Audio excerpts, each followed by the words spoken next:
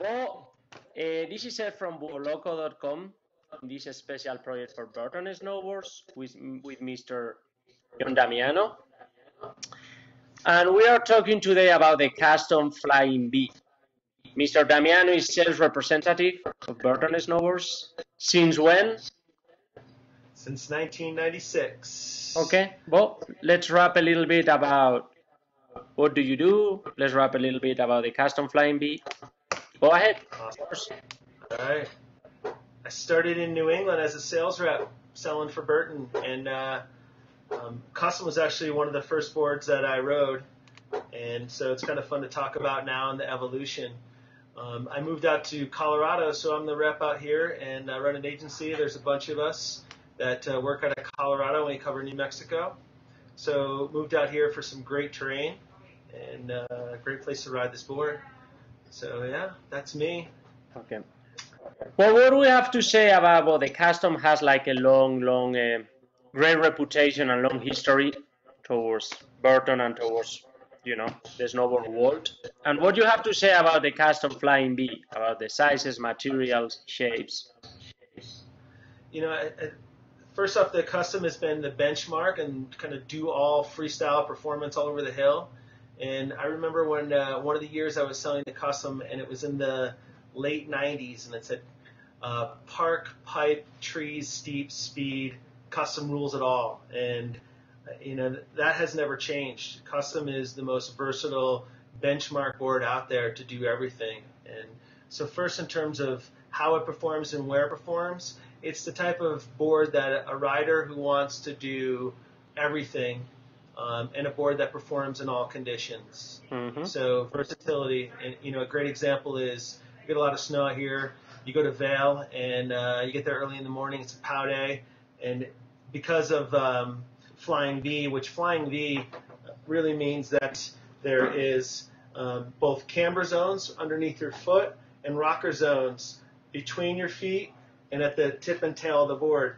The rocker really helps promote riding powder because you don't have that nose trying to dive down. Everyone gets that rear leg burn with a normal cambered board, but this helps alleviate that. So morning, you're out there and you're charging the hill and great pow. Well, if you also know Vail, it gets tracked super quick. Mm-hmm. So oh yeah, you're like, hey, after I dip into the trees to try to find the extra powder stashes, board maneuvers great in the trees also. Mm-hmm. And then they also do a midday groom at Vail. That's why it's an experience of a lifetime, they say.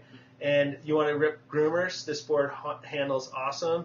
And then you're in the park in the afternoon, sun's out, and it handles great there too. So that's kind of the versatility.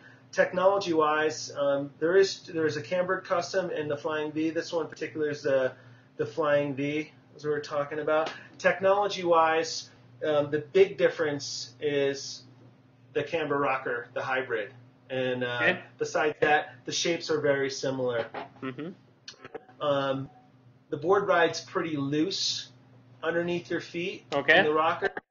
And then you get a lot of energy directly underneath your feet with your camber zones. So, a lot of times people were not satisfied with just running rocker, so wanted to load that tail up or feel that energy come out of the board, and that wasn't the right style for them, so they went to the hybrid version, which is the Flying V. Mm-hmm. This year, new for 2012, there's a new technology called Squeezebox out there.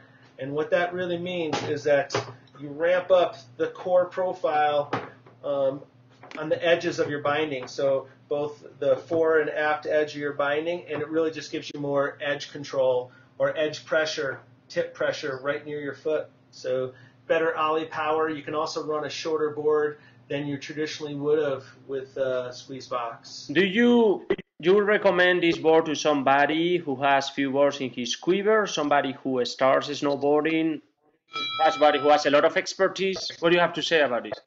The custom is a pretty easy board to ride, and the transition, at least for most riders, instead of as they got better riding stiffer boards back in the 90s, that was happening. Here, you have a really versatile board that handles well, so the spectrum of customers actually is pretty wide.